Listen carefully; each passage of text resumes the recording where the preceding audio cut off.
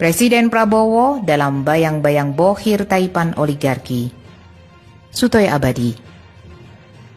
Betapa dahsyatnya mantra demokrasi sehingga rakyat meskipun berkali-kali tertipu dan terperosok di lubang sama, masih saja percaya.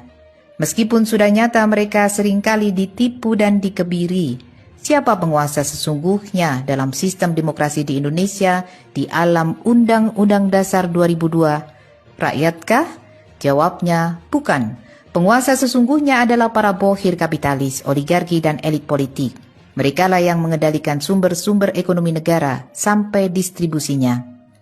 Di Indonesia mereka sudah cukup kuat menguasai semua jaringan penyelenggara dan pengelola negara. Mereka yang mengambil keputusan politik untuk kepentingan mereka. Rakyat hanya ditoleh penguasa ketika mereka butuh suara di bilik suara dan ketika negara butuh dana sebagai sumber pemasukan negara melalui pajak dan berbagai pungutan yang terus melonjak. Dalam politik, peran bohir sebagai rentenir politik yang memberikan modal berupa uang sementara atau meminjamkan uang kepada para calon yang ingin bertarung dalam hajatan pemilu. Uang bukan hanya memiliki peranan penting menentukan dalam dunia politik Indonesia. Awal penyusunan kabinet Prabowo Subianto syarat diduga tersambung dengan uang rentenir saat bertarung dalam hajatan Pilpres.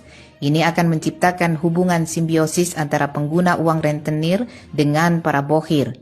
Bohir sebagai pemilik modal mendapatkan akses ke kebijakan dan pengambilan keputusan politik, termasuk dalam penyusunan kabinet.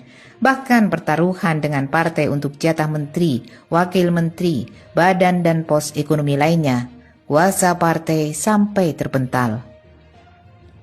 Jangan pernah bermimpi presiden yang sudah masuk perangkap bohir taipan oligarki akan leluasa menyusun kabinetnya.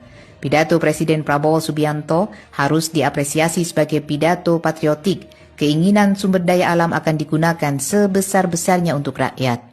Hanya dari pidato pertama setelah angkat sumpah dan resmi sebagai presiden dengan surat keputusan, isi pidatonya belum ada keberanian tersirat atau tersurat akan menghentikan peran bohir taipan oligarki yang telah mengacak-acak politik dan ekonomi negara.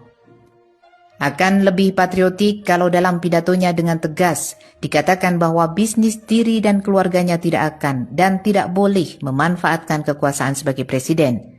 Kondisi tersebut wajar menimbulkan spekulasi apakah politik dan ekonomi dinasti yang terjadi selama ini akan berubah menjadi politik dan ekonomi bohir. Rakyat masih menaruh harapan perbaikan untuk kehidupannya dan perbaikan negara sesuai isi pidato Prabowo, sekalipun tetap dalam pantauan